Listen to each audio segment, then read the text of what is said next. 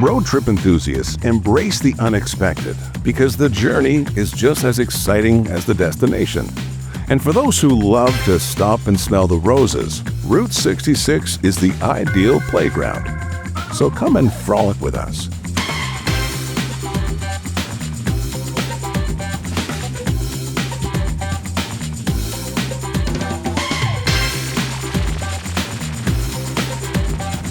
In this episode, we visit some real gems out here in Illinois. We'll wander around an old prison from 1858 that was actually built by its prisoners. That's kind of twisted. We'll take 500,000 selfies at an unusual antique mall. Oh, snap! We'll learn how 2 hot dogs and a loving embrace inspired a roadside classic. Hey, love is love on Route 66.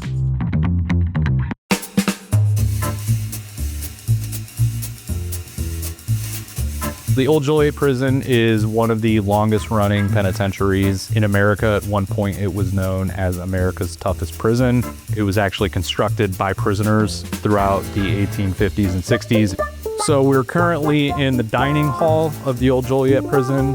This is part of the story of the prison's abandonment, is that sometime during the period of 15 years, we had some graffiti murals that were painted on here. And just kind of an interesting twist is that we were able to locate some of the original graffiti crews that did the spray painting in here and asked them to essentially restore these murals for us, which they did. The Joliet prison had several notable prisoners going back to the 1800s. Adolf Lutgard, who was the sausage killer king of Chicago, the Haymarket rioters, Leopold and Loeb, people like Richard Speck, people like John Wayne Gacy, briefly incarcerated here.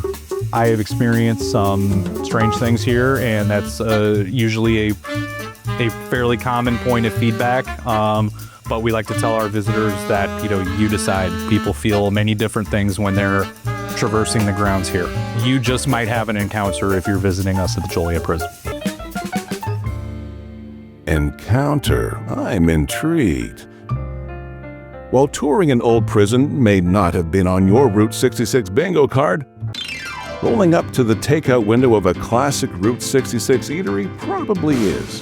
Or if it isn't, it should be.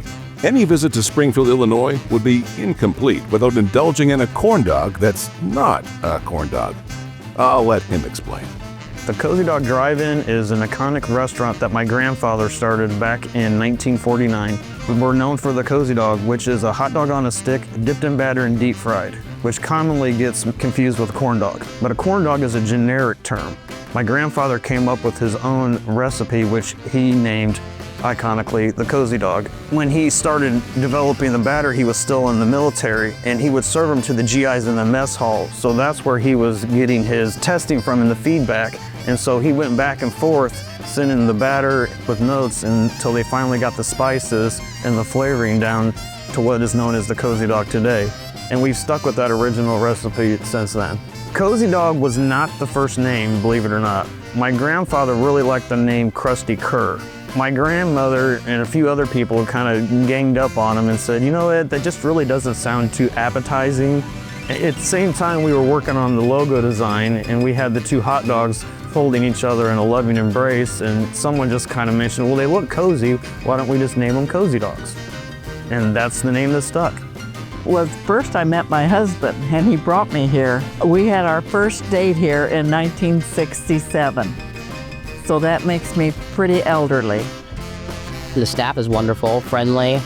So yeah, it really makes you feel cozy inside. If you want a corn dog, you don't get a corn dog, you come here to get a Cozy Dog. That's right. Cozy Dog is definitely part of a Route 66 history, not just because we're located on it, but because also my uncle, who's now since passed, Bob, became a traveling artist on Route 66. What he did with his artwork really brought a lot of awareness to Route 66 and helped keep the attention as what it's getting today.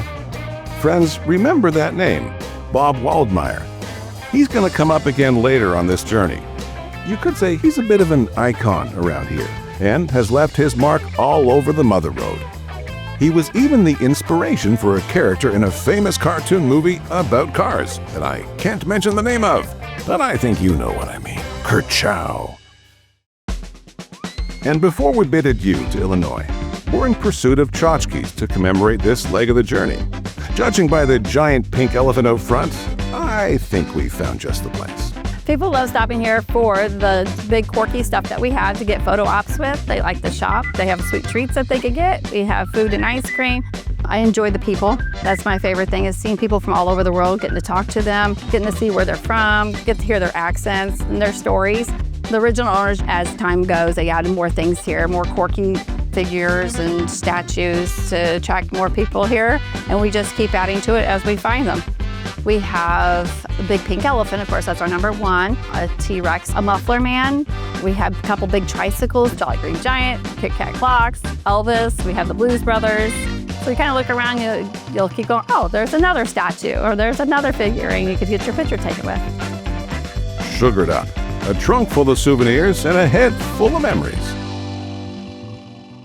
A quick stop at the historic Chain of Rocks Bridge to walk across the original span that carried so many Route 66 travelers over the mighty Mississippi River. We'll wave goodbye to Illinois, but our journey's only just begun. Next, we'll ask the Show Me State to show us their best of Route 66 as we forge onwards.